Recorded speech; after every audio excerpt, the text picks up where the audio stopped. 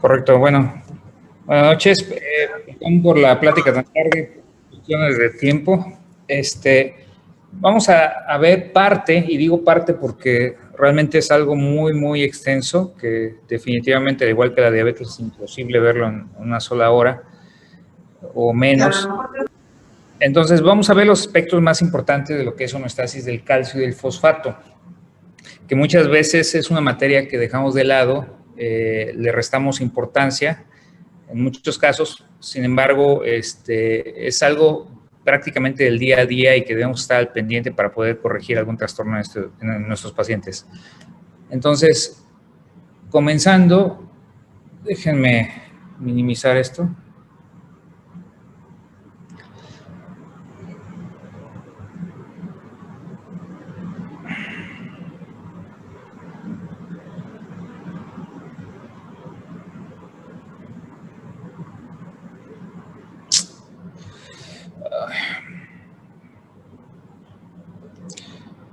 Ok, comenzamos.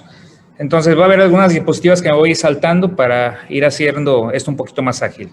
Entre las generalidades, la cantidad total de calcio en el cuerpo humano va a variar prácticamente de 1000 a 1200 gramos.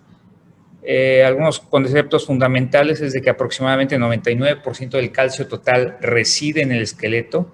Muchos piensan en el esqueleto como si el esqueleto únicamente sirviera para locomoción, y no, realmente no hay que verlo desde el punto de vista del ortopedista, hay que verlo desde el punto de vista bioquímico, como el almacén prácticamente de no solamente de calcio y fósforo, sino de muchos iones, que evita alguna catástrofe a nivel sanguíneo, dado que el calcio es fundamental para el manejo de la contracción muscular, el manejo de varias enzimas, de varias bombas, etc. El calcio cumple con una función vital en la transmisión también del impulso nervioso, la contracción muscular, la coagulación sanguínea y la liberación de muchas hormonas, dado que también se manifiesta como un segundo mensajero. Y hay que entender que 50% del calcio sérico se encuentra unido a las proteínas. Y no solamente eso, va a haber varios factores que a final de cuentas van a influenciar el nivel de calcio en la sangre. Uno de ellos es las proteínas. Sin embargo, otro que a veces no tomamos tanto en consideración tiene que ver con el pH sanguíneo. Y debido a que el 50% del calcio sérico está unido precisamente a las proteínas, principalmente a la albúmina, las alteraciones en esta proteína provocarán cambios en el calcio sérico sin modificar el nivel de calcio ionizado. De tal forma que a un pH de 7.4, cada gramo por decilitro de albúmina va a ligar 0.8 miligramos por decilitro de calcio. Entonces, para que no sea tan engorroso aprenderse la fórmula de que el calcio corregido es igual a calcio total más 4 menos albúmina medida por 0.8, simplemente borren eso de su mente y lo único que debemos de hacer es por cada gramo por decilitro por arriba de 4 de albúmina restar 0.8 al calcio medido, y por cada gramo por decilitro por debajo de 4 de albúmina hay que sumar 0.8 al calcio medido. Entonces, el metabolismo del calcio suele ser bastante complejo, mucho más de lo que nos podemos imaginar. Intervienen varios órganos dentro de su regulación. Uno de los principales es precisamente las glándulas paratiroides, a través de la liberación de la paratormona, que esta a su vez va a tener un efecto tanto sobre el hueso, al estimular la activación osteoclástica, como a nivel renal. A nivel renal lo que va a hacer es de que va a estimular la conversión de la hidroxilación de la 25-hidroxivitamina D hacia 1,25-hidroxi, activando con ello la reabsorción tubular y a su vez la absorción intestinal de calcio, con lo cual va a lograr un adecuado nivel de calcio en la sangre que prácticamente va a ser constante. Ustedes se preguntarán, si alguien no come calcio durante todo un día o 2 días o 3 días, ¿sí? Aquellos que no toman leche, etcétera, simplemente no se les baja nunca el calcio en la sangre. Esto tiene que ver con ese sistema de regulación tan complejo. Pero existe el inconveniente que también los almacenes se agotan. Tarde o temprano, alguien que no consume la suficiente cantidad de calcio o que por algún motivo tiene algún trastorno de mala absorción, pues va a presentarse con osteoporosis o osteomalacia. Entonces, bueno, esta realmente la voy a saltar, tiene que ver con la expresión del TRPV6, que es más que nada el tipo de absorción que se manifiesta a nivel intestinal. El calcio puede ser por absorción pasiva o puede expresarse este tipo de bombas que van a producir su absorción. Algunos factores que van a influir en la absorción de calcio tienen que ver con que incrementen la absorción de como en el caso del hiperparatiroidismo primario, el embarazo, la lactancia, el mismo crecimiento, la 1,25-hidroxivitamina D. Por eso a veces es riesgoso dejar a los pacientes con calcitrol por el riesgo que existe de intoxicación de esto. Pueden presentar hipercalcemia a la vez que también presentan hiperfosfatemia. Casos de sarcoidosis, linfoma de células B, que creo que por ahí hay un caso ahorita, si no me recuerdo, en medicina de hombres, donde se sospecha, es un paciente como B24, en el cual además se sospecha, por ejemplo, linfoma de células B. De hecho, grita linfoma, soy linfoma, y que además tiene hipercalcemia. Pero aquí lo curioso es que además de la hipercalcemia, el paciente está presentando hiperfosfatemia, y esto está vinculado precisamente a una sobrehidroxilación, porque hay una expresión precisamente de la hidroxilasa que convierte la vitamina D. Por otro lado, quienes disminuyen la absorción de calcio, la edad, la menopausia, la deficiencia de vitamina D, el exceso de glucocorticoides en los casos de hipoparatiroidismo, sobre todo los posquirúrgicos, y trastornos mal absortivos como la enfermedad celíaca, que créanme que es más frecuente de lo que ustedes imaginan. Para ello, las recomendaciones dietéticas del calcio pues, suelen ser variadas. Estamos hablando de que depende mucho del sexo, depende mucho de la edad, y cuando más requerimos calcio es cuando estamos en la pubertad, en la adolescencia, donde obviamente el esqueleto se encuentra en un crecimiento acelerado, por lo cual vamos a requerir hasta 1,300 miligramos de calcio elemental. ¿Sí? Igual la mujer siempre se nos adelanta en la situación del consumo de calcio, hablando de que una vez que llega la menopausia va a requerir niveles todavía más altos. El calcio y fosfato extracelulares están tan cerca de los límites de solubilidad que es necesaria una regulación muy precisa de sus concentraciones para evitar una precipitación difusa de cristales de fosfato cálcico en los tejidos. A veces, quien da el problema realmente no es el calcio en sí. Quien da problemas de calcificación es más bien el fósforo, y esto tiene que ver con el complejo precisamente que se forma precipitando en articulaciones, precipitando en el mismo tejido subcutáneo y originando complicaciones como lo es la calcinosis. De hecho, hay una enfermedad llamada calcinosis tumoral que tiene que ver con alteraciones en una molécula que ahorita vamos a ver. Las concentraciones séricas y los equilibrios corporales de los iones minerales se mantienen en límites estrechos mediante mecanismos homeostáticos interactivos. Aquí hablamos de que va a haber algunas hormonas que van a ser más importantes que otras, sobre todo a nivel de metabolismo del calcio.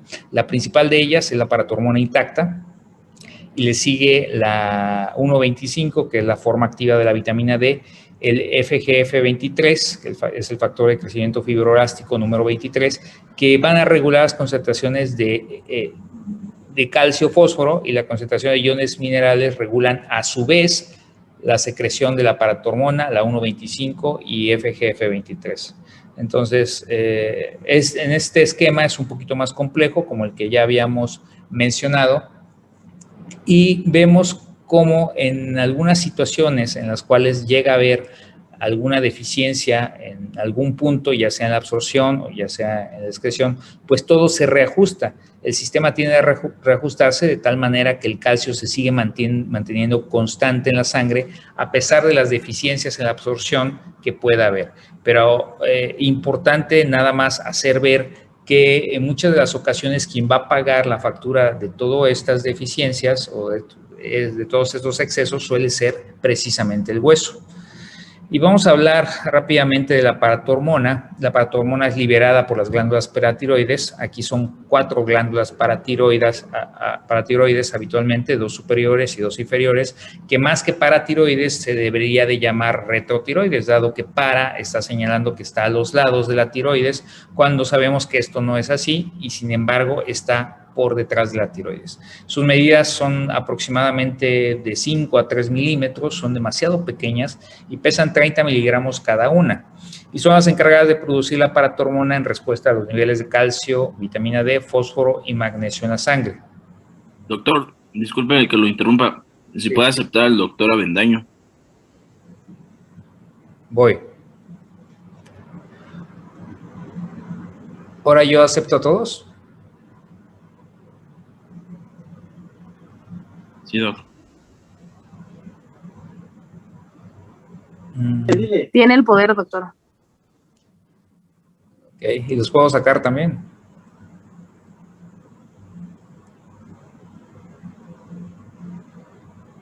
¿Listo? Listo, ya nadie más entra.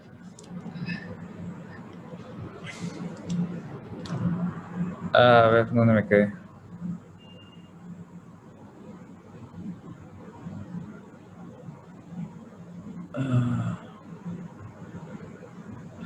Aquí. Bueno, y vamos a entender a la hormona paratiroidea como una hormona peptídica que va a regular minuto a minuto la concentración de calcio iónico en la sangre y en los líquidos extracelulares. Y esto es importante ver. ¿Sí? Es importante verlo que realmente es minuto a minuto, dado que la vida media de la paratormona es demasiado corta. La vitamina la hormona paratiroidea se va a unir a receptores de superficie celular tanto en el hueso como en el riñón. En el hueso hablando de la actividad osteoclástica que se va a presentar y en el riñón ya habíamos mencionado que tiene como efecto también la hidroxilación de la vitamina D a través de la estimulación de la hidroxilasa y desencadenando así respuestas que aumentan el calcio sanguíneo. Entonces, el límite es muy estrecho realmente del calcio, pero la regulación es bastante compleja por ello. Entonces, va a aumentar la síntesis renal de la 1,25, la forma hormonalmente activa de la vitamina D, y el aumento resultante del calcio sanguíneo actúa de manera retrógrada sobre las glándulas paratiroides para disminuir la secreción de paratormona. Y esto se da por el receptor sensor de calcio. El receptor sensor de calcio se encuentra presente en varios tejidos o varias células y tiene como finalidad regular o censar la cantidad de calcio que hay sanguíneo para poder regularse. En este caso, cuando se encuentran las paratiroides o el sensor de calcio localizado en la paratiroides, es sumamente importante, dado que una alteración a este nivel lo que va a ocasionar a final de cuentas es una falsa percepción de un nivel de calcio que a lo mejor está normal y que por alguna razón se sensa demasiado bajo. Hay un tipo de activación constitutiva a nivel de este receptor, lo que va a producir que constantemente se continúe liberando paratormona a pesar de que el calcio está en parámetros normales. Estamos hablando de este tipo de efectos que podemos encontrar en un adenoma paratiroideo o en un caso de una hiperplasia. Voy a aceptar a otro, perdón, pero me voy a hacer un momento.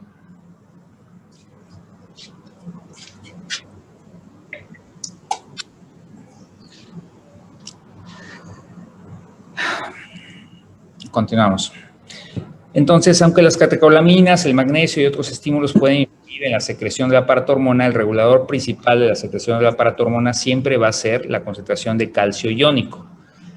Las glándulas paratiroides también están preparadas para responder a un descenso de calcio con mucha mayor rapidez que un ascenso del calcio. Es por ello que difícilmente vamos a encontrar que el nivel de calcio va a estar bajo en la sangre en alguien que tiene las 4 paratiroides. Obviamente, cuando hay una situación de hipoparatiroidismo postquirúrgico, esto es imposible, no hay manera de que responda, ¿sí? Pero lo más común es de que el calcio no baje para nada. O sea, lo puede sacar el hueso puede estar hecho goma, pero aún así se sigue extrayendo calcio de ahí, gracias a la paratormona. Entonces, bueno, lo que hablábamos del receptor sensor de calcio, que es la prueba más convincente de identidad del receptor sensor de calcio en paratiroides, ha sido la observación de que mutaciones en este gen causan enfermedades humanas características. Las mutaciones inactivadoras causan hipercalcemia hipocalciúrica familiar, que es un trastorno muy raro, que sin embargo muchas veces desapercibido, que se manifiesta precisamente por hipercalcemia y que muchas veces se va a estar confundido, lo vamos a confundir con un hiperparatiroidismo primario, cuando realmente lo que estamos observando es una respuesta de la paratiroides hacia las alteraciones que se tienen en la excreción de calcio a nivel renal. Entonces, las glándulas paratiroides secretan la PTH. La PTH tiene 84 aminoácidos y fragmentos carboxiterminales de PTH, también pueden ser secretados por la misma paratormona. La paratormona, hablando de la 1,84, porque realmente ahorita existen análogos sintéticos de paratormona, como es la 1,34, que comúnmente conocemos como teriparatide, y que es secretada y metabolizada ampliamente por el hígado, 70%, y el riñón, 20%, y desaparece de la circulación con una semivida de 2 minutos. Y esto es sumamente importante porque cuando un paciente, ya sea por un cáncer de tiroides bastante amplio, que tenga extensión a nivel regional en el cuello y que requiera una cirugía, una tiroidectomía total, depende mucho de la habilidad del cirujano, pero es muy probable que el paciente llegue a desarrollar hipoparatiroidismo posquirúrgico permanente o incluso un hipoparatiroidismo posquirúrgico transitorio, que aquí la diferencia es de que un transitorio se va a recuperar a los 6 meses, un permanente pues no lo vamos a recuperar como tal, y que una forma de manifestarse es precisamente una hipocalcemia inmediata en cuanto se retiran las paratiroides. Cuando pretendemos o se pretende retirar un adenoma paratiroideo, una manera correcta de saber si ya retiramos el adenoma que está ocasionando todo este problema es precisamente con la medición a los 5 minutos de retirado de la paratormona. Para eso debemos de tener una basal y una posterior al retiro de la supuesta glándula anómala.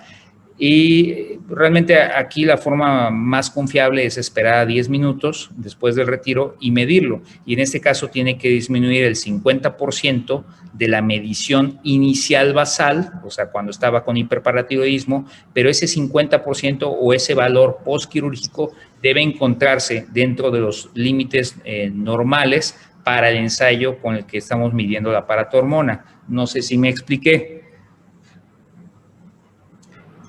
Espero que sí. Entonces, la PTH también va a estimular la síntesis de la 1,25 en el túbulo proximal mediante una inducción rápida de la transcripción del gen de la 25-hidroxivitamina D1 alfa hidroxilasa, que es lo que habíamos comentado. La administración de dosis bajas de paratormona o de fragmentos aminoterminales activos de PTH mediante inyección subcutánea diaria produce un aumento neto de la masa ósea con efectos transitorios en el calcio sanguíneo. Y esto es muy interesante porque si tenemos una estimulación constante de paratormona a nivel del hueso, lo que va a ocasionar es una activación osteoclástica que obviamente va a ocasionar una hipercalcemia con una disminución en la densidad lineal ósea. Sin embargo, si utilizamos también paratormona liberada en pulso, o sea, un pulso alto de paratormona y usamos la estimulación, lo que vamos a encontrar es lo contrario, una formación ósea. Entonces, hablando de la complejidad hormonal en general. Ahora vamos a hablar un poco de vitamina D. La vitamina D no se considera una vitamina verdadera porque no es necesario un aporte complementario nutricional del ser humano con una exposición solar adecuada. Y ustedes me preguntarán, bueno, ¿y cuál es la exposición solar adecuada? Precisamente hoy por la mañana platicábamos respecto a eso con otros médicos y tiene que ver con, algunos planteaban la posibilidad de que 2 horas de exposición solar era suficiente, 1 hora de exposición solar. No, realmente no hay nada concluyente y esto es muy variable. Desgraciadamente en medicina no hay como tal un absoluto. No podemos decir que tiene que exponerse tanto y que con eso va a estar bien de vitamina D. No, no es así. Esto tiene mucho que ver con el color de la piel, la latitud a la cual viva el individuo o se exponga al sol, el horario del día. Son varios factores los que intervienen, de tal forma que lo que importa en este caso es la dosis eritematosa mínima, que también es demasiado subjetivo, pero que es lo más cercano que tenemos a valorar una respuesta o una exposición solar adecuada. Cuando la piel se empieza a poner rojita, estamos hablando de que es la dosis eritematosa mínima mientras nos mantenemos con una exposición solar, y es la dosis que se recomienda diaria para lograr tener niveles adecuados de vitamina D. La carencia de esta vitamina es un trastorno prevalente y se ha comprobado que contribuye de manera notable a la osteopenia y al riesgo de fractura. ¿Sí? Esto, como lo habíamos mencionado en las láminas iniciales, tiene que ver con la absorción de calcio y también la regulación de fósforo. Sin embargo, aquí la prevalencia es demasiado alta. Se empezaron a dar cuenta de la importancia de la vitamina D hace ya bastantes años, estamos hablando de principios de 1900, porque incluso, perdón, voy a salirme un poco.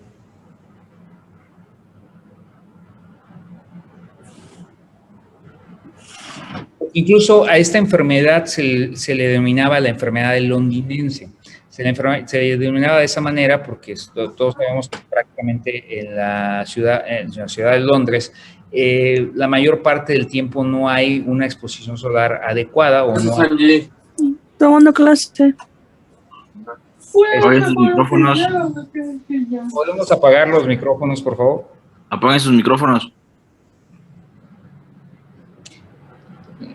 Entonces, al ser esto, empezamos a observar por ahí a principios de 1900, precisamente osteomalacia. De ahí que se atribuyó finalmente que todo era causado por la deficiencia de vitamina D a falta de exposición solar, lo cual pues cambió algunos aspectos, dado que no podían hacer que Londres tuviera todos los días soleados, pues empezaron a dar suplementación con vitamina D. Las fuentes alimentarias principales de vitamina D son los productos lácteos enriquecidos, que ya prácticamente todos los productos lácteos vienen adicionados con vitamina D, al igual que lo hace el calcio. Perdón. El último paso en la producción de la hormona activa es la 1-alfa-hidroxilación de la 25-hidroxi en 1,25, que es el equivalente al calcitriol, por ejemplo, que por eso cuando utilizamos la 25-hidroxivitamina D, que es el equivalente al colecalciferol, es mejor darlo de esa forma siempre y cuando el paciente tenga una función renal conservada o una masa renal adecuada, dado que de esa manera el cuerpo va convirtiendo lo que va requiriendo de 1,25. Si por el contrario damos calcitriol a los pacientes que tienen una masa renal adecuada, pues lo que vamos a ocasionar es una posible intoxicación de vitamina D. Es por eso que lo que usamos en los pacientes. Perdón, es que ya no voy a aceptar a nadie, perdón, pero... Ya, doctor, se les comunicó con tiempo para no interrumpir su clase. Sí, por favor. Lo que vamos a hacer es administrar el calcitriol únicamente en los pacientes que no tengan una masa renal adecuada. En esos pacientes, dado que no tienen la oportunidad de convertir a 1,25, pues es por eso que la administración debe ser en forma de calcitriol. La PTH y la hipofosfatemia son los inductores principales de la 1-alfa-hidroxilasa, mientras que el calcio y la 1,25 y el FGF23 la bloquean. La enzima 1-alfa-hidroxilasa también se expresa en los queratinocitos y en los macrófagos activados de los granulomas. De ahí que una causa de hipercalcemia, por ejemplo, sea también la tuberculosis por la expresión de macrófagos y a su vez también la sarcoidosis. Y en el caso del linfoma también es el mecanismo por el cual se puede producir hipercalcemia. Sucede que la hipercalcemia no está mediada en estos casos por paratormona o por PTHRP, que es el péptido relacionado a la paratormona, sino más que nada a una conversión acelerada de 25 a 1,25 debido a que hay una mayor expresión de la 1-alfa-hidroxilasa. Se cree que el calcio se absorbe a nivel intestinal por dos vías, lo que habíamos visto del receptor TRBP6, que puede ser transcelular y paracelular, es decir, una es activa, otra es pasiva. La 1.25 favorece el transporte transcelular a aumentar la expresión del TRBP6 a nivel intestinal. Sin embargo, aquí también uno de los factores importantes de la 1.25 es de que sí es muy necesaria para la absorción de calcio, pero no así para la absorción de fósforo. De tal forma que el fósforo nuestro tubo digestivo es súper eficiente en la absorción de fósforo. Prácticamente, si tenemos la presencia de la 1.25 hidroxivitamina D, la absorción de fósforo a nivel intestinal está cercana al 90%. Sin embargo, si no está presente la 1.25 en este caso tenemos una deficiencia de vitamina D, esa absorción sí decae, pero por ahí del 70%. O sea, aún así, nuestro cuerpo o nuestro tubo digestivo sigue siendo altamente eficiente en la absorción de fósforo. De ahí que aumente bastante a pesar de que el calcio baje. Es por eso también que el calcio, muchas de las veces cuando administramos, es un buen quelante de fósforo. Entonces, siguiendo a nivel de las glándulas paratiroides, la 1.25 va a regular también la transcripción génica y la proliferación celular, es decir, se tiende a inhibir por la 1.25. La 1.25 también estimula la diferenciación de los osteoclastos a partir de precursores de célula madre y aumenta la resorción ósea osteoclástica a dosis altas mediante estimulación de la producción del ligando de Rank. Aquí necesitaría prácticamente centrarme en algún esquema que no traje como tal esa lámina, esa la tengo en otra charla, que es únicamente de osteoporosis, que entré en conflicto porque no sabía si hablar del metabolismo del calcio fósforo o hablar netamente de osteoporosis, pero creo que la osteoporosis son como 160 diapositivas, así que me voy a centrar nada más en lo básico de esto. Entonces, bueno, tiene que ver con la activación osteoclástica también y sobre todo con la diferenciación a partir de células mesenquimatosas. La 1.25 hidroxivitamina D induce también la expresión de la hormona fosfatúrica, que es el FGF23. Y bueno, ¿qué es el FGF23? Bueno, sabemos que es una proteína de 252 aminoácidos sintetizada y secretada principalmente por el osteoblasto, aunque, bueno, recordando nada más, el osteoblasto es aquel que va a regular la expresión del osteoclasto y que es el que se va a encargar también de la formación ósea. Es decir, el osteoclasto, bueno, es que aquí no hay buenos y malos, simplemente hay un equilibrio a nivel óseo y ese equilibrio implica que haya un osteoblasto y un osteoclasto. De lo contrario, pues no hay una adecuada remodelación ósea. Este factor va a ser expresado principalmente por el osteoblasto, aunque también se expresa en otros sitios como el corazón, el hígado, la tiroides y la paratiroides, el intestino y el músculo esquelético, prácticamente en casi todo el organismo. Y se incluye en el grupo de hormonas llamadas fosfatoninas, que su principal función va a estar implicada en la regulación del fósforo. La sobreexpresión del FGF23 produce hipofosfatemia y disminuye la 1-alfa-hidroxilación de 25-hidroxivitamina D. La ausencia, por ejemplo, de este factor de crecimiento va a disminuir la excreción renal de fosfato y produce hiperfosfatemia. Y realmente hay algunos modelos de enfermedad en el cual podemos encontrar esto. El más conocido es la calcinosis tumoral. En la calcinosis tumoral hay una ausencia adecuada, de niveles adecuados de FGF23, por lo cual el paciente va a estar persistentemente con niveles de fósforo altos y va a producirse precisamente por ese nivel de fósforo precipitación de cristales en ciertas regiones del cuerpo que en su conjunto, como es una agregación bastante importante, van a formar tumores. Entonces, por eso se le denomina calcinosis tumoral. Son casos demasiado raros, sin embargo, nosotros en la clínica de especialidades en el ejército tenemos casos de esas características. Tan es así que incluso me lo pidieron del Instituto Nacional de Nutrición para que lo enviara allá y se pudiera continuar abordando, porque también querían conocerlos. O sea, son casos tan raros que la verdad, si es uno como médico siendo curioso, pues le gustaría ver casos con estas características. El fósforo alimentario, el fósforo sérico y la 1,25-hidroxivitamina D van a aumentar la concentración de este factor de crecimiento circulante.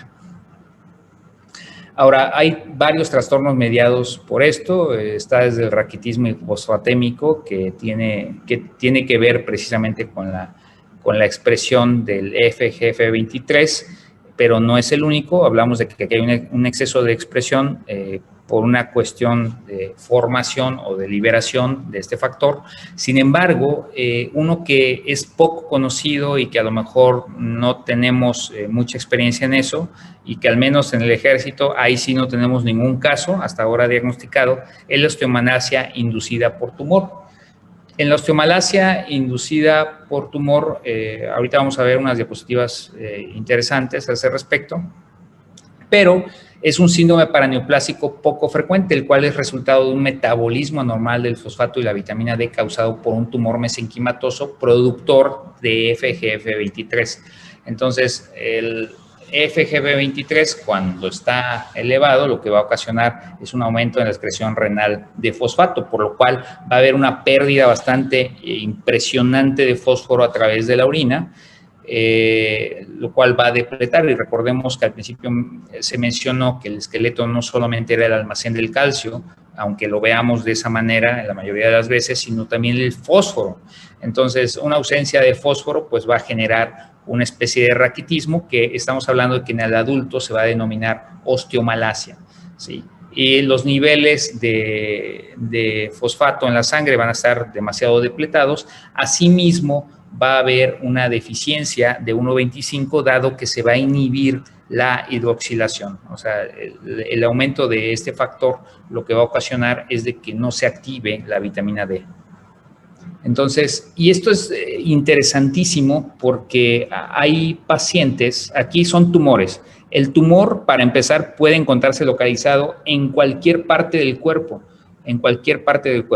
Por ejemplo, en la diapositiva que tenemos aquí, observamos en la imagen superior derecha del PET, este es un PET con FDG, me parece, no recuerdo con qué se hizo. Pero bueno, a final de cuentas, a este paciente le hicieron el PET, tenía datos de osteomalacia, se le midieron los niveles de FGF23, que ciertamente estaban elevados. El perfil bioquímico era compatible con un incremento o con una osteomalacia oncogénica. Por lo tanto, se mandó a hacer el PET en busca del tumor, porque el tumor puede estar localizado desde la parte de la coronilla hasta el dedo. Este paciente inicialmente, cuando no se tenía tanta experiencia en la localización de estos tumores, se le hizo el PET y salió negativo, o sea, no se pudo localizar en ninguna parte. Pero volvieron a hacer el PET porque les faltó prácticamente la planta del pie, y lo que se encontró es de que estaba en el talón, ahí donde lo están señalando. Y son pacientes que se presentan con fracturas múltiples y que tienen incluso acortamiento de la estatura, consecuencia de las fracturas vertebrales que se presentan. Asimismo, tuvimos un caso igual de osteomalacia oncogénica donde se diagnosticó, estaba casi en la silla turca, estaba prácticamente intracraneal.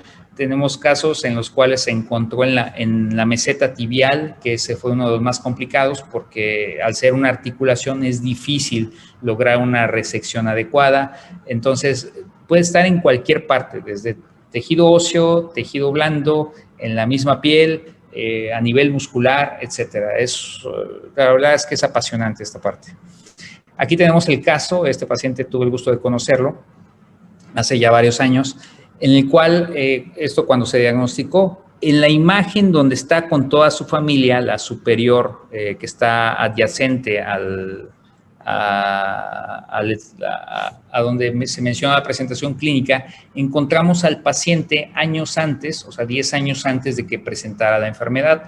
La señora que tiene de su lado derecho del paciente es su mamá, y veamos que la estatura del paciente pues rebasa aproximadamente en 10 centímetros a la de su mamá, ¿sí? En la imagen que tenemos más a su derecha encontramos que es el mismo paciente 10 años después y es su misma mamá en este caso, ¿sí? Que prácticamente está bajó no recuerdo si 20 y tantos centímetros de estatura, y esto fue precisamente por las fracturas que el paciente presentó a nivel columna. Lo vemos andar en muletas y si podemos observar en su pie o en su tobillo izquierdo tiene una gasa. En este caso, el tumor productor de FGF23 estaba localizado precisamente a nivel del tobillo. Si no me recuerdo, era cierta parte de la tibia donde se retiró, pero el paciente se curó. Son pacientes que por la hipofosfatemia cursan con una debilidad exagerada, o sea, no solamente presentan debilidad, pero no solamente presentan fracturas, sino una debilidad muscular bastante importante, se encuentran sarcopénicos, etcétera. Y la imagen por debajo de la presentación clínica, observamos el paciente, me parece que esta fue 2 años después, en el cual pues ya se le ve feliz, incluso entró en un programa de rehabilitación donde eventualmente pudo dejar las muletas. Vamos a hablar de trastornos hipercalcémicos rápidamente. Ya cerramos lo que son, perdón que no pude profundizar en cada una de las hormonas porque es demasiado extenso. Simplemente fue una embarradita de lo que es cada cosa. Entonces, trastornos hipercalcémicos, que aquí vamos a enfocarnos en lo que vemos comúnmente. La hipercalcemia es una elevación de calcio libre ionizado en el suero. Ya sabemos cómo medirlo. En este caso, si nos dan un total o nos reportan un calcio sérico total, tenemos la obligación de corregirlo en función de la albúmina. Y aquí puede darse un aumento de calcio sérico total sin un aumento de calcio ionizado si la albúmina y las globulinas ligadoras del calcio están elevadas. Pero esto no constituye una verdadera hipercalcemia, como es el caso, no me acuerdo si fue ayer o antier, vi algo similar, donde el calcio sérico que me estaban reportando total estaba por arriba del límite de referencia. Sin embargo, cuando lo corregíamos por el nivel de albúmina, nos dábamos cuenta que el calcio realmente estaba normal. Entonces, siempre es importante, recuérdenlo, corregir el calcio. Ahora, la hipercalcemia se considera leve cuando la cifra de calcio sérico total es mayor a 10.3, pero menor a 12. Moderada si dicha cifra, si dicha cifra está entre 12 y 14, y severa cuando supera los 14 miligramos por decilitro, que regularmente cuando supera los 14 miligramos por decilitro, aquí hay que considerar que esta hipercalcemia es una hipercalcemia de origen tumoral. Es decir, difícilmente un hiperparatiroidismo primario va a llegar a 14 sin síntomas previos. Es decir, no es tan abrupto la elevación. Por lo cual, cuando está arriba de 14, piensen siempre en cáncer. Entonces, las dos causas más frecuentes de hipercalcemia son el hiperparatiroidismo primario y la hipercalcemia asociada a neoplasias malignas. Es decir, que ambas entidades prácticamente constituyen casi el 90% de todos los casos de hipercalcemia. Ya los otros ya son casos un poco más raros. Ahorita vamos a ver un flujograma, el cual nos orienta bastante a hacer el diagnóstico. Y que el hiperparatiroidismo primario, créanme que es más frecuente de lo que ustedes se pueden imaginar. De acuerdo a la serie que ustedes consulten, vamos a encontrar que el hiperparatiroidismo primario puede estar presente en 1 de cada 500 personas o 1 de cada 600 personas. Entonces, verán que nada más, no recuerdo cuántos mix son, pero de mix de 2 generaciones contiguas, que son casi los 500, o bueno, de 3 generaciones contiguas, vamos a encontrar que uno de esos mix va a tener hiperparatiroidismo primario. Por otro lado, la hipercalcemia tumoral es demasiado frecuente. Las hipercalcemias que van a estar asociadas a neoplasias malignas, pero curiosamente no todas las neoplasias malignas van a dar hipercalcemia. Va a haber algunos casos en los que incluso vamos a encontrar hipocalcemia, que también tiene una connotación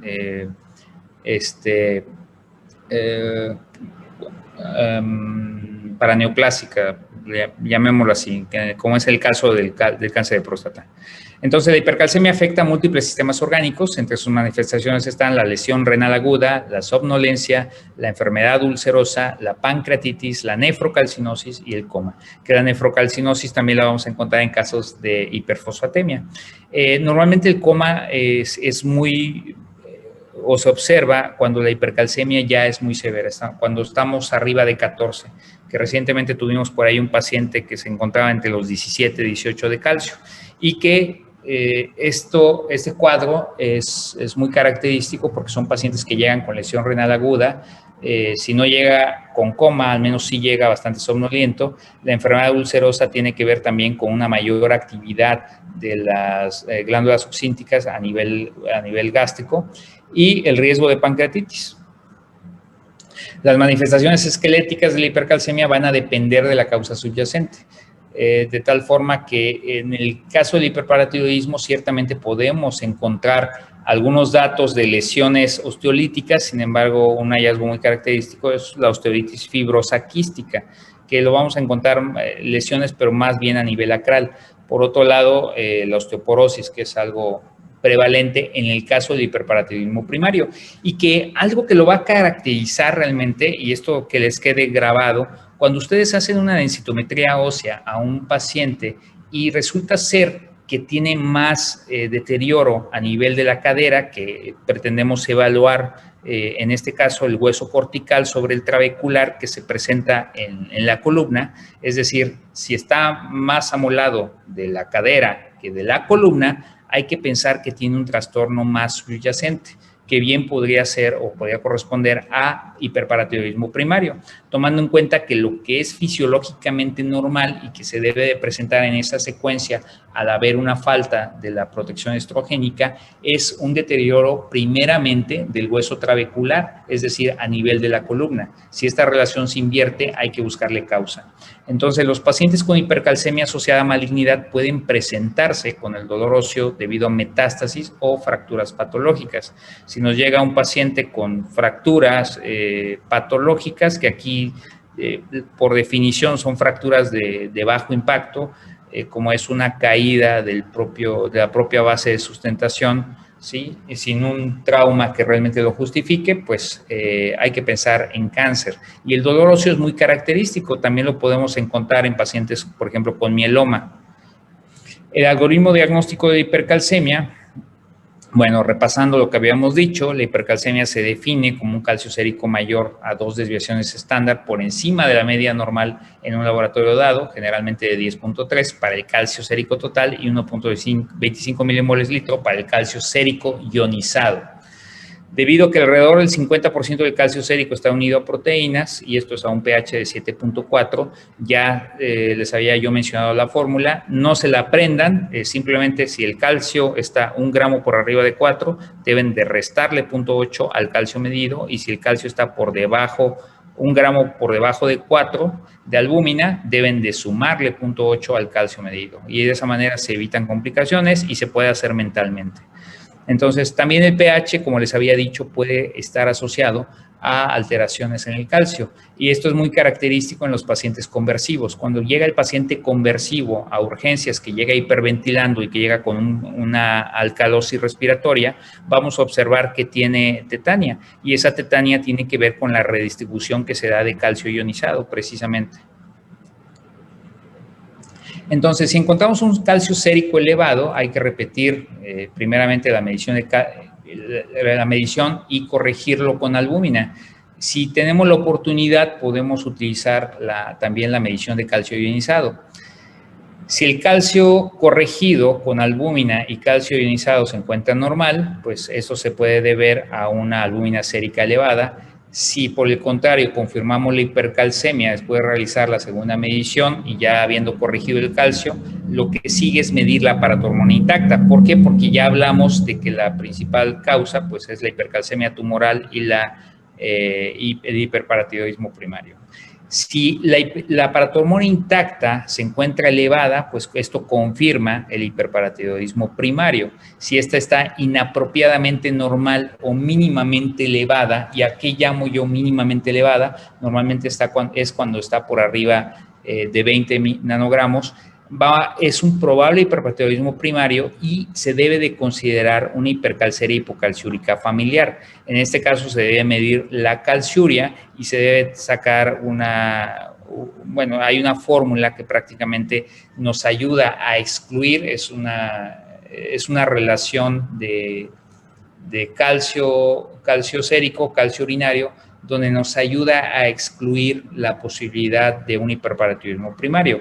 Si de plano la PTH intacta se encuentra suprimida, entonces es una hipercalcemia no mediada por paratormona, y aquí ya es necesario medir la PTH-RP, que es el péptido relacionado a la paratormona, que en este caso pues expresa, es prácticamente, estamos hablando de la expresión del extremo amino, que va a tener cierta función sobre el receptor de la PTH.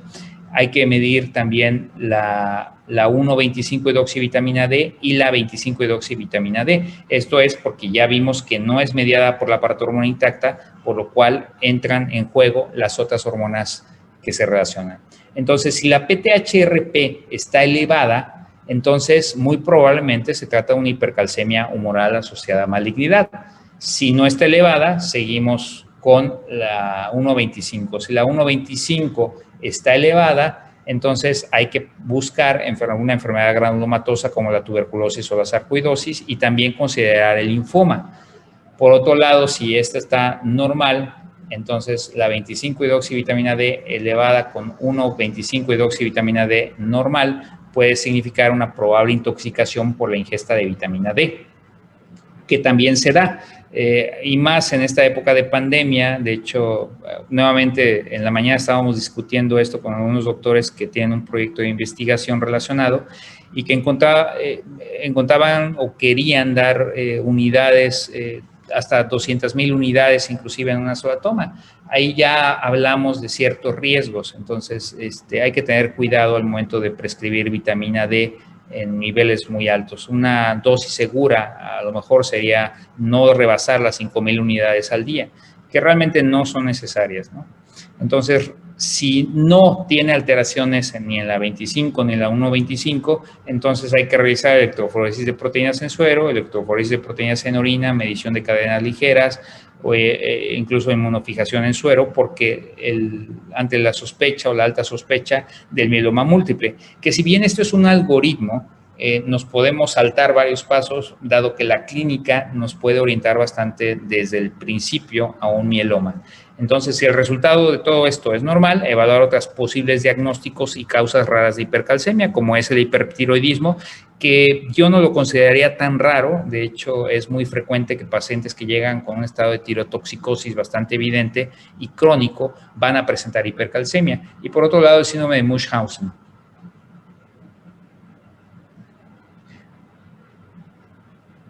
Y bueno, ya sabemos lo que tiene, ya sabemos que tiene hipercalcemia por tal o cual razón, pero lo que a nosotros nos interesa y cuando nos llega el paciente a urgencias es saber primero cómo vamos a bajarle ese calcio, ¿sí? ¿Y cómo vamos a bajarle ese calcio? Bueno, aquí depende. Si la hipercalcemia es leve, no requiere tratamiento inmediato, hay que identificar la causa precipitante. Dentro de las causas precipitantes puede estar el uso de las tiazidas, que es un ahorrador de calcio, la inactividad prolongada en cama, que esto es bastante interesante, porque sí se puede observar en pacientes crónicos, sobre todo en pacientes neurológicos, y es algo que también no dudo, que aquí sí no lo he visto reportado en astronautas, pero por ejemplo, cuando hay una baja carga mecánica a nivel esquelético, lo que sucede es de que tenemos en el esqueleto mecanorreceptores, que son los osteocitos, que a final de cuentas es la senectud del osteoblasto, lo cual esos mecanorreceptores van a estar vinculados a una vía llamada vía de esclerostina o vía de WNT, que de alguna manera van a regular a su vez la expresión de la osteoclástica, es decir, de la maduración y la activación osteoclástica, por lo cual, si no tenemos una carga mecánica, entonces el hueso se empieza a perder y lógicamente al activarse el osteoclasto va a suceder que hay hipercalcemia. Entonces, esto sí lo podemos encontrar en pacientes que llevan postrados en cama mucho tiempo, y hablo de los neurológicos. Entonces, no se sorprendan por ahí si los llegan a encontrar. Y desde luego no hay que pensar en causas tumorales. De hecho, no hace mucho, a final de cuentas, llegamos a esa conclusión con una paciente que tuvimos ahí hospitalizada como casi 2 meses y medio. A final de cuentas falleció por todas las complicaciones que tenía, pero la paciente observamos que tenía hipercalcemia, pero todo estaba normal, o sea, se excluyó todo a final de cuentas. Entonces, en este caso, en la hipercalcemia leve hay que favorecer nada más la hidratación oral, tratar la causa, hablando de que sea un hiperparatiroidismo primario u otra situación. Si es moderada, que va de 12 a 14, y esta es asintomática, puede no requerir tratamiento inmediato. Sin embargo, hay que dárselo, ¿sí? Y el tratamiento es el mismo, la hidratación. Puede representar hipercalcemia crónica, pero lo importante es identificar la causa e iniciar el tratamiento de esta, pero aquí prevalece la hidratación. Si el paciente ya está sintomático, entonces hay que iniciar la hidratación intravenosa a razón de 200 a 300 mililitros de solución salina isotónica 0.9, pero esto va a ser muy variable, va a depender del estado general del paciente. Si tenemos un paciente que ya cardiópata de 80 años, que además de todo esto, la mayoría de estos pacientes van a llegar con un deterioro de la función renal, pues tengan cuidado al momento de hidratar, ¿sí? Sean muy juiciosos, y si es aquí sí puede ser preferente a lo mejor utilizar un acceso venoso central a fin de lograr monitorizar también la PVC para no pasarnos, si no vamos a encharcarlo. Y hay que mantener la hidratación intravenosa de acuerdo con la edad, función cardíaca y renal a fin de evitar esta sobrecarga, y en caso de no existir mejoría de los síntomas después de haber restituido volumen, es decir, al menos unos más de 3 litros, hay que iniciar el diurético de asa, y no al revés, como suele pasar en muchos casos, en el cual inician el diurético de asa sin antes haber hidratado al paciente, ¿sí? Entonces, cuando de plano es muy severa la hipercalcemia, y aquí estamos hablando ya de hipercalcemia tumoral, hay que iniciar la hidratación intravenosa, a la misma razón, igual siendo bastante juiciosos en la hidratación, y evaluar la función renal después de esta hidratación. La tasa de filtrado glomerular, si está por arriba de 60, es decir, si logramos que mejore después de la hidratación y está arriba de 14, que aquí realmente el diurético de asa va a ayudar muy poco, porque el nivel está muy alto, por lo cual la causa que lo está originando es agresiva.